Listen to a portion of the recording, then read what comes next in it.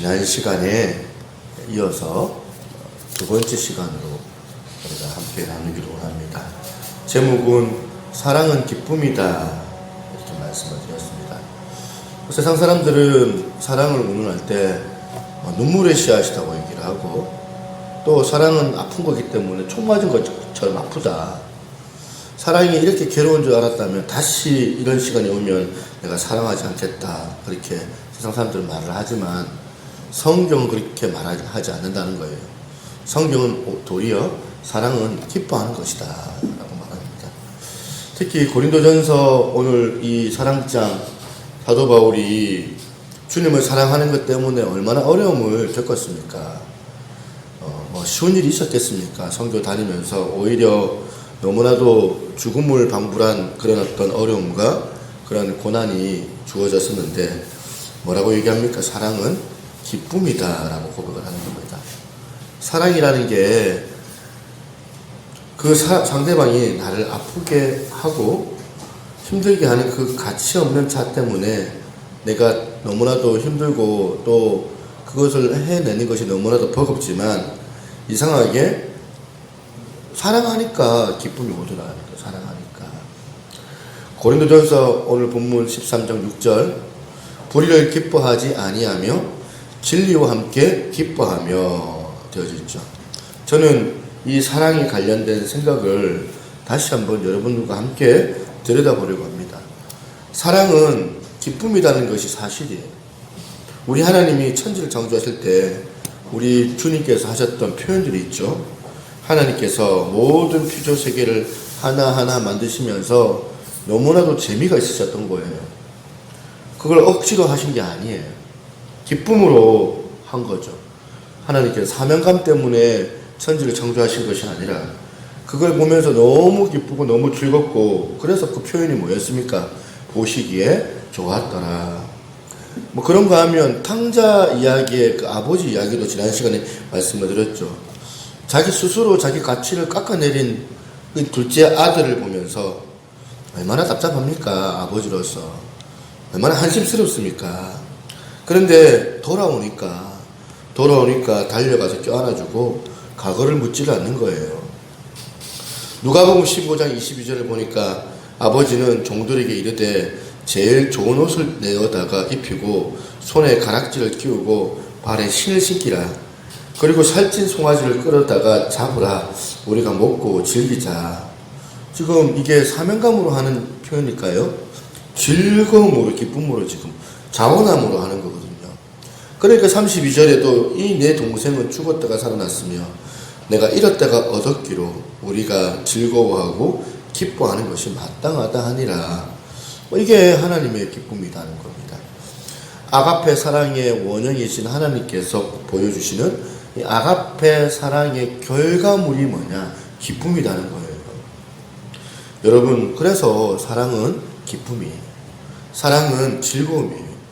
용서를 하는데 치어짜는 그런 어떤 용서가 아니라 자발적인 용서예요. 정말 기쁨으로 용서하되 용서하라는 겁니다. 사랑은 기쁨이기 때문에 우리가 하나님을 즐거워하는 것 따로, 하나님을 영화롭게 하는 것 따로, 그게 아니에요. 내가 지금 하나님을 즐거워하면, 내가 하나님을 지금 기뻐하면 그게 하나님을 영화롭게 하는 것이고, 그리고 그게 경건이고 그게 신앙이라는 것을 지난 시간에 말씀을 드렸습니다. 하박국 선지자처럼 무화과 나무 잎이 마르고 포도나무에 열매가 없고 감람나무에 그 소출이 없고 우리의 양이 없고 외양간에 송아지가 없을지라도 이것도 없고 저것도 없고 아무것도 나한테 해준 것이 없는 것 같이 느껴지는 상황인데, 그런데 내가 어떻게 합니까? 하나님을 즐거워하고 그리고 하나님 자체만으로 내가 만족을 누리는, 하나님이 내게 있으니까 내가 행복합니다. 아무것도 안 되는 것 같아 보이지만 하나님 나와 함께 하시니까 나는 만족합니다. 이게 영광이다. 하나님의 영광을 돌리는 것이다.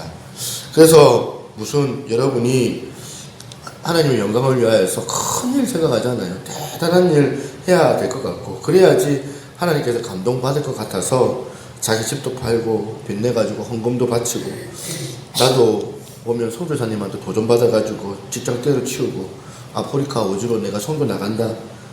이런 결단하지 않아도 된다는 거. 이런 결단하지 않아도 여러분들의 삶 속에서 도리어 하나님으로만 만족을 하고 기뻐하고 하나님으로 인하여 즐거워하고 그게 바로 하나님 앞에 영광이 되더라. 하나님으로 인하여 기뻐하고 하나님으로 인하여 즐거워하면 우리가 사랑의 인격의 그 교제를 나눌 수 있게 되더라. 는 사실입니다. 사랑 그 자체가 뭐냐? 기쁨이라는 것을 지난 시간에 제가 함께 여러분들과 나눴던 거 기억이 납니다.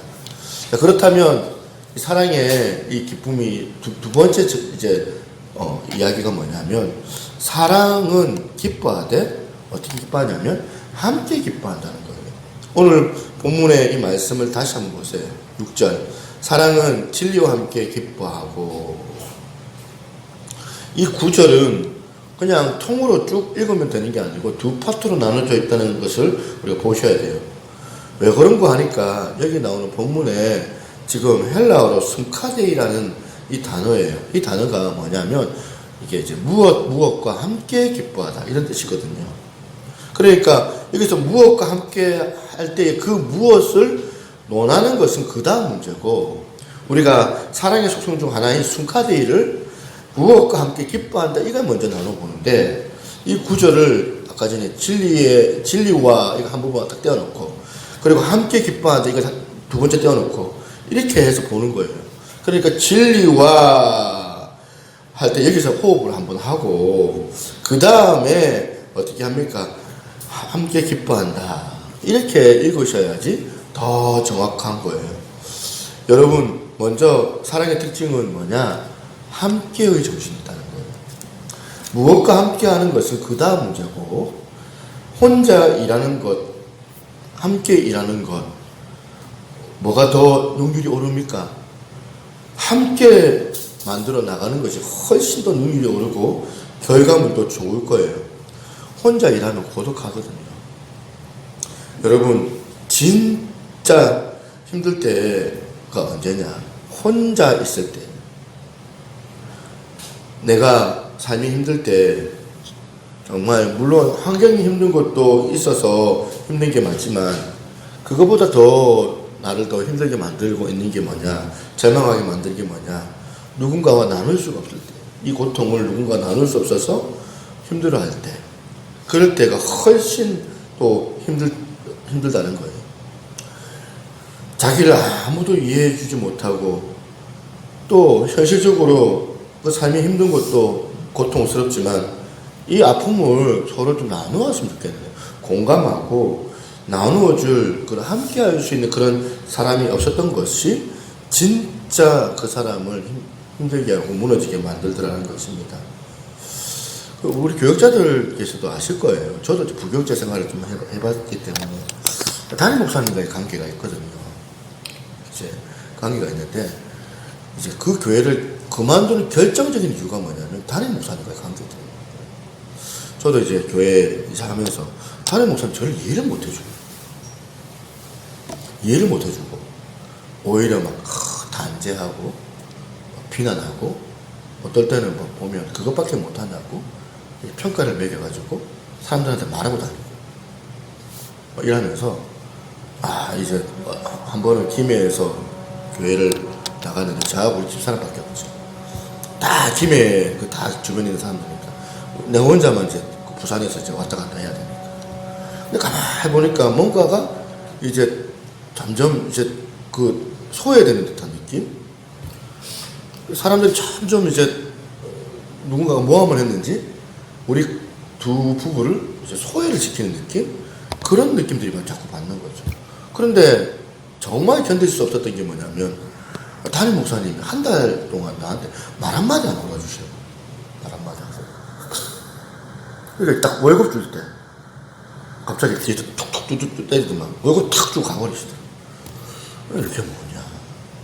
아주 이제 실망을 많이 했던 첫 사역 때 그 실망이 그거예요. 그만둬야 되겠다. 그만둬야 되겠다. 그것도 이제 12월 말까지 해야 되는데 10월 달에 도저히 힘들어가지고 안 되겠다. 이제 다른 걸 모르겠는데 담임 목사가 부교육자한테 하는 그 그게 전 불교자니까 그거 내가 너무 힘들더라고요. 그때 느꼈던 게 뭐였냐면 외로움이었던 것 같아요. 물론 우리 집사람이 있었지만 어찌 보면 참 고독하다, 힘들다. 청년들도 이제 보면 뭔가 의아가 다 이렇게 보면 좀 이렇게 돌아서는 듯한 느낌을 받으면서 그런 어떤 고통을 이제 보면 당하게도 하시더라고요. 그것도 훈련이지만 정말 끔찍한 건 뭐냐, 혼자 있는데 아무도 다가와 주지 않고 혼자 있는데 함께 공감해 주는 사람이 없다는 거예요. 제가 결혼해서 제일 좋은 게 뭐냐, 눈 뜨고 나서 밥 차려주면 자려고 집에 가보니까 이불 자리 펴져 있고 그래서 좋은 게 아니에요. 이런 마음을 나눌 수 있는 배우자가 있다는 것 자체가 얼마나 좋은지 몰라요. 어떤 실수를 해도 오늘도 성경책도 가져오랬더만 깜빡했어요. 성경책 안 가져왔어. 내가 더 다시 가져올게. 약간 좀 씁쓸한 마음이 좀 있었지만 실제적으로 제가 무슨 잘못을 해도 비난받을 만한 짓을 해도 오늘 새누리교회 성도들이 다 나한테 시험 당해가지고 등을 돌리고 실망하고 그렇게 해도 만약에 눈물로 나를 불쌍하게 여겨줄 한 사람이 있다면 제 아내라고 저는 생각을 해요. 하려 하지는 않고. 왜 웃으세요? 사랑 표현도 잘 못하지만 또 우리가 또 경상도 출신 아닙니까? 표현도 잘 못해요. 낯간지러운 그런 표현도 잘 못해요. 그런데 제가 이 여자에게 가지고 있는 그런 마음의 그 믿음과 신뢰가 있다는 거예요. 이 여자는 내가 아무리 타락의 구렁텅이에 빠진다 할지라도 믿어줄 거야. 성도들은 상당 부분 저의 그 기능적인 부분을 보고 찾아오거든요. 저희 기능적인 부분을 보고 찾아오지만 만약에 제가 설교에 은혜가 만약 안 된다면, 내일 당장 은혜가 안 된다면 바로 그 다음 주 그냥 성도들은 반이 나타나요. 은혜가 안 되니까 안 나올 거예요. 새벽 기도도. 내일이라도 제가 여러분들에게 실망스러운 짓을 하고 또 서면에서 이상한 여자하고 술 마시는 것을 보고 계셨다면 당장 시험에 빠질 거예요. 상당한 많은 사람들이 저를 사랑해 주시는데 아가페로 다가오는 게 아니라 제 기능을 보고 다가오고, 원래 사랑은 그렇게 처음에 시작하는 것이지만 그렇게 시작하는 게 대부분이지만 에로스로 나를 보고 다가오는데, 그런데 내가 너무너무 확신하는 것은 나는 내가 어떤 타락한 자리에 빠진다 할지라도 내 아내만큼은 끝까지 나를 보듬어 줄 것이다. 나와 함께 할 사람이기 때문에. 이런 확신이. 그래서 여러분, 제가 많이 어떨 때 우리 집사람한테 짜증도 내고 투정도 부리고 그런 것 같아요, 보니까. 그래서 놀라운 것은 이런 사랑의 확신이 저의 타락을 막아주는 힘이 된다는 사실이에요. 내 아내한테는 어쩌면 절대로 이렇게 부끄러운 짓을 안 해야 되겠다. 우리 애들한테, 나를 믿어준 내 자식들한테 부끄러운 인생을 살지 말아야 되겠다. 이런 다짐도 해봐야 돼요. 이 함께의 정신. 저는 함께 나누는 여러분들이 혹시라도 배우자와의 관계에 문제가 있습니까? 대화를 많이 못해서 문제가 아니라 돈 많이 못 벌어주어서 문제가 아니고, 이런 함께 신뢰해주지 못한 이것이 흔들려서 그렇게 문제가 있다면 이거는 사단의 전략이에요. 여러분, 사랑은 함께 기뻐하는 거예요. 기쁨도 함께 나누고 슬픔도 함께 나누고 함께의 정신을 가지고 그런 교회가 우리 교회가 되기를 주님의 이름으로 부탁을 드립니다. 사랑의 기쁨을 더 많이 누리는 그런 교회가 되기를 원합니다. 바울이 지금 이렇게 피력을 합니다. 빌립보서 2장 17절 말씀입니다. 만일 너희 믿음의 제물과 섬김 위에 내가 나를 전제로 드릴지라도, 이 전제는 희생 제물이잖아요. 포도주를 붓는 거잖아요. 희생한다는 소리예요.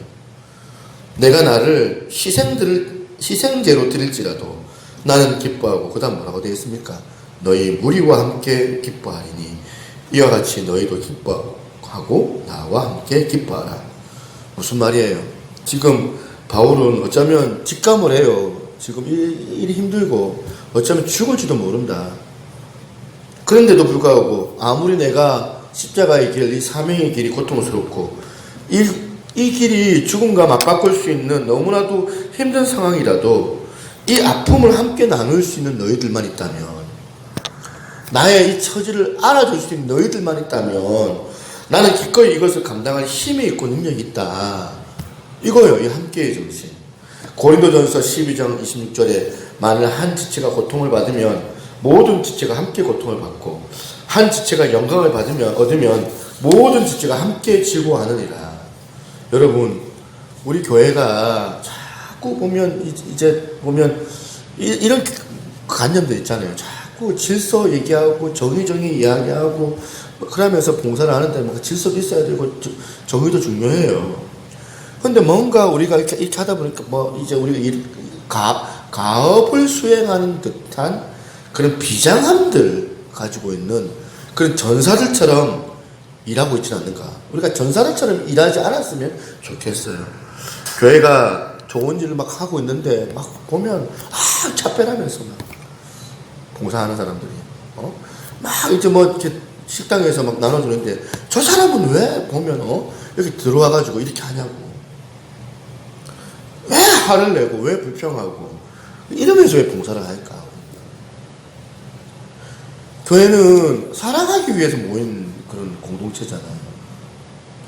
자기네들끼리 모여가지고 너무너무 사랑하고, 모여지면 사랑하고 격려하고 이뻐해주고 위해주고, 우리 교사 선생님들이 그랬으면 좋겠거든. 뭔가 비장한 가업 수행을 하기 위해서 우리가 오는 것이 아니라 너무 좋아서, 너무 함께하는 게 너무 좋아서 기뻐하고 즐거워하는 거. 여러분, 교회 봉사를 하다가 뭔가 불평이 나오지는 않으세요?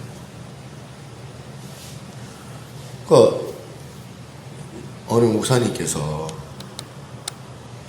이제 교회 개척을 12년 교회 개척을 하셨던 그 교회가 자립까지 했어요. 그런데 사모님하고 이제 목사님하고 그 교회를 내려놓기로 그만두자.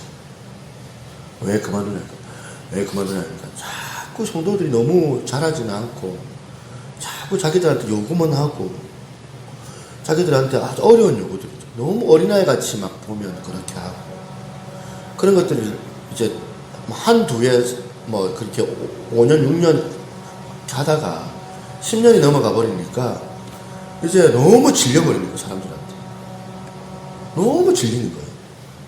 그래가지고 우리가 재밌게 할 수 있는 거 하자. 그거 목회 내려놓으시고 교회를 그만두고 이제 다른 일을 하고 계세요. 뭐 여러분도 짐작하시겠지만 그 기쁨을 잃어버린 거죠. 이렇게. 저도 그렇게 될까봐 두려워요. 사실. 어제도 우리 사모님하고 얘기했는데 두려워요. 뭔가 교회가 이제 함께라는 이 정신을 잃어버리고, 뭔가 한쪽에서만 자꾸 애달고 그쪽에서는 막 보면 이제 다 거부를 하는데, 이런 부분에서 이런 식이 항상 진행되니까 어떨 때는 막 마음이 힘들 때가 있죠. 그게 아니라 이 마음을 주님께 주셨으면 좋겠다. 함께 기쁨의 이 마음, 섬길 때도 정말 함께 할 수 있음으로 통한 그 기쁨, 그걸 우리 성도들이 좀 알았으면 참 좋겠고, 우리 성도들이 정말 교회만 왔다 갔다 예배 서비스만 받고 왔다 갔다 하는 그 정도의 수준의 어떤 신앙 상태들을 가지고는 천국은 가겠죠. 근데 거기서 뭘 누리겠어요? 훈련이 안 되어져 있는데. 그래서 정말 같이 함께 할 수 있는 그런 어떤 교회가 되기를 내가 원하는 그 마음이 어제 이 설교를 준비하면서 다시 든 거예요. 그러니까 마지막으로 이제 세 번째, 사랑은 뭐냐? 사랑은 함께하되 진리와 함께 기뻐하라. 진리와 함께. 오늘 본문을 다시 한번 보세요. 6절, 불의를 함께 기뻐하지 아니하고, 그 다음에 진리와 함께 기뻐하며. 아무리 함께 나누는 이런 어떤 함께의 정신이 중요하지만, 그런데 함께의 정신 속에는 뭐가 반드시 있어야 되느냐? 진리가 있어야 된다는 거예요. 이제 예를 들어보니까 우리나라에 끔찍한 살인사건이 실화에 한 번 있었어요. 20대 초반에 이 애인이에요. 젊은 두 남녀가 헤어진 거죠. 헤어지고 나서 옛날 애인이 나중에는 그걸 못 견뎌가지고 남자한테 찾아온 거예요. 찾아와서 눈물로 호소하는 거예요. 너랑 헤어져서 너무너무 힘들다. 내가 사는 게 고통이다. 나를 좀 도와달라. 나는 막 죽는 게 나을 것 같다. 나를 좀 죽여달라. 그러니까 그 남자가 그 옛날 여자 애인을 목 졸라가지고 살해를 해버렸어. 함께의 정신이 배어져 있는 행동이에요. 자기가 너무나 사랑하는 옛날 애인이 막 너무나도 힘들게 그렇게 사는 게 고통을 당하는 것을 보면서 사랑하는 마음으로 그 여자의 목을 졸라 죽여버린 겁니다. 여러분, 이게 옳은 행동일까요? 이제 20살 간 넘은 젊은 남자가 얼마나 알았겠습니까? 사랑은 함께 하는 것이라고 하니까, 아픔도 나누는 것이라고 하니까, 함께 고통을 나누는 것이 사랑이라고 하니까 그렇게 했는데, 그 사랑에는 지금 진리가 포함되지 않았다는 사실을 몰랐던 거예요.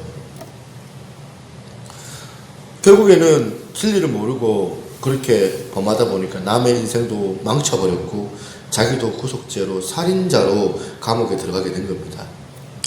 여러분, 점검하셔야 돼요. 여러분, 잘 분별하셔야 돼요. 지금 나누고 있는 사랑에 진리가 있느냐, 진리가 있느냐. 자꾸 곡해하고 오해할 때가 있어요.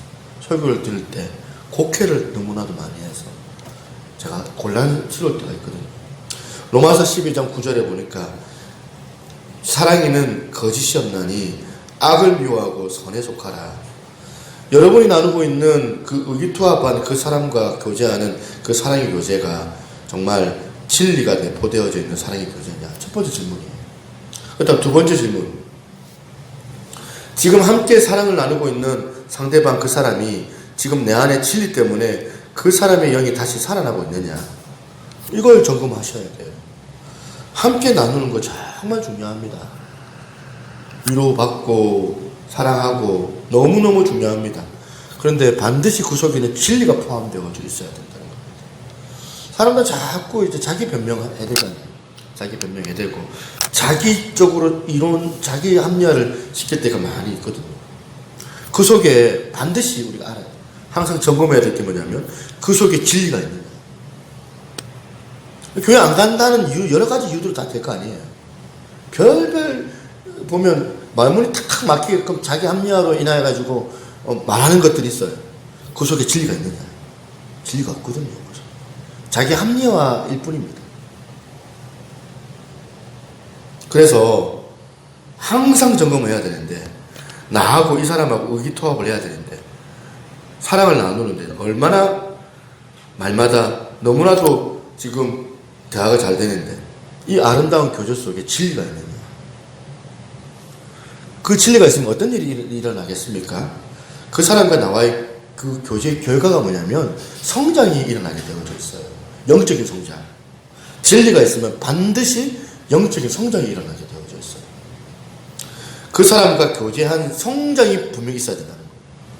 그런데 진리가 있으면 영적인 성장이 일어나야 되는데, 진리가 있으면 성령의 열매가 맺어져야 되는데, 간혹 가다가 교회를 보면 그렇지 않다는 거예요. 미숙한 A하고 미숙한 B하고 이 교회 안에서 만났으니까 아가페 사랑으로 만난 거잖아요.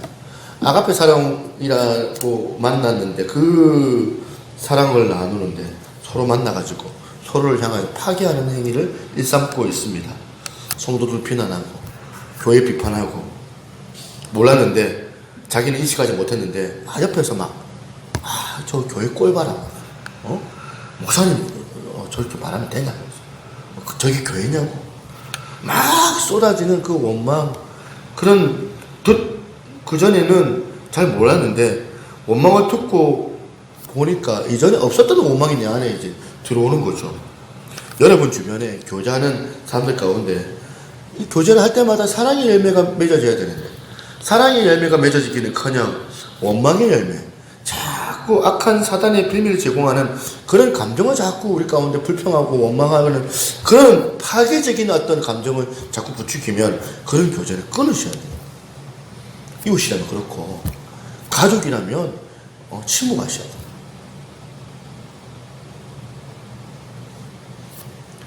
결코 옳은 교제가 아니기 때문에 그런 거예요. 아까 전에 죽여달라고 하는 그 여자나, 그리고 죽여달라고 한다고 해서 목을 조르는 그 남자나, 진리가 없는, 그거는 어둠의 사람의 그런 행동들이라는 거예요. 저는 우리 교회에서 저와 여러분들에게 정말 만남의 축복을 누릴 수 있는 은혜가 있기를 바랍니다. 그 만남의 축복은 내가 저 사람을 만나기 때문에 나로 말미암아 저 사람에게 사랑의 열매가 맺어지는 거예요. 나로 말미암아 다른 사람들이 영적인 성장을 이루는 거예요. 내가 여러분을 사랑하고 여러분이 저를 사랑하면 우리 안에는 이 성령의 열매가 맺어지게 되어져 있더라. 저하고 여러분하고 막 죽이 잘 맞아가지고 말이 통해가지고 맨날 만나가지고 먹으러 다니고 여행 가고 그래가지고 온갖 것들을 그냥 막 시간을 다 허비하고 다 나누어도 제가 여러분을 사랑함에 있어서 거기에 사랑의 열매가 없으면은 아무 소용이 없다는 거예요. 그 만남은. 말씀을 마무리하고 싶습니다. 사랑은 진리와 함께 기뻐하는 것이라고 했는데 그 진리가 뭘까요? 예수님께서 내가 곧 길이요 진리요 생명이다 하셨어요. 여러분이 정말 진리 되시는 예수 그리스도와 참된 교제를 나눌 수 있기를 바랍니다. 예수님과 함께하는 그런 교제 기쁨을 누릴 수 있는 여러분 되시기를 바랍니다. 요한복음 15장 11절 우리 이거 같이 한번 읽어볼까요? 시작. 내가 이것을 너희에게 이름은 내 기쁨이 너희 안에 있어 너희 기쁨을 충만하게 하려 함이라. 내 계명은 곧 내가 너희를 사랑한 것 같이 너희도 서로 사랑하라 하는 이것이니라. 오늘 이 시간 주님의 그 주시는 그 기쁨을 여러분들이 누릴 수 있는 은혜가 있기를 바랍니다. 충만히 느낄 수 있기를 바랍니다. 오늘 이후에 주일 예배 때마다 우거지상 하지 말고 밝게 웃을 수 있는 그런 복된 축복이 있기를 바랍니다. 기뻐하며 웃으시기를 바랍니다. 예배 드릴 때마다 여러분 안에 있는 근심, 걱정, 그 먹구름이 드리워지기를 바랍니다. 떠나가기를 바랍니다. 오늘 이렇게 성경구절 고린도후서 6장 10절 근심하는 자 같으나 항상 기뻐하고 가난한 자 같으나 많은 사람을 부유하게 하고 아무것도 없는 자 같으나 모든 것을 가진 자로다. 사도 바울의 고백이에요. 여러분 이렇게 살고 싶지 않으세요? 아무것도 없대요. 빈털터리래요. 그런데 사업에 실패했대요. 아무것도 없는데 모든 것을 가진 자라고 말하는 이 비결이 뭔지 여러분 아십니까? 그 앞에 거예요. 근심하는 자 같으나 항상 기뻐하고. 이 대목을 표준 세번역 성경에 이렇게 표현하고 있습니다. 한번 띄워주실래요? 우리의 마음은 상처를 받았으나 주님이 주시는 기쁨으로 가득 차 있습니다. 우리의 마음은 상처를 받았으나 주님이 주시는 기쁨으로 가득 차 있습니다. 우리의 마음은 상처를 받았으나 사업에 실패했고 남편 때문에 마음이 어렵고 자녀들이 속을 썩이고 우리 마음이 그것 때문에 염려와 근심의 원천이 되어져 있으나 주님이 주시는 그 기쁨으로 내가 가득 차 있습니다. 이 뜻이거든요. 저도. 이 주님을 향하여 기뻐하는 자예요. 그러니까 단순하게 주님만으로 만족하는 자. 아무것도 없는 자가 모든 것을 가진 자라도 고백할 수 있는 이유가 바로 여기 있어요. 우리는 상처를 받았지만 주님으로 인하여 기뻐합니다. 이렇게 고백할 수 있는 복된 우리 사랑하는 성도 여러분 다 되시기를 주님의 이름으로 축복합니다.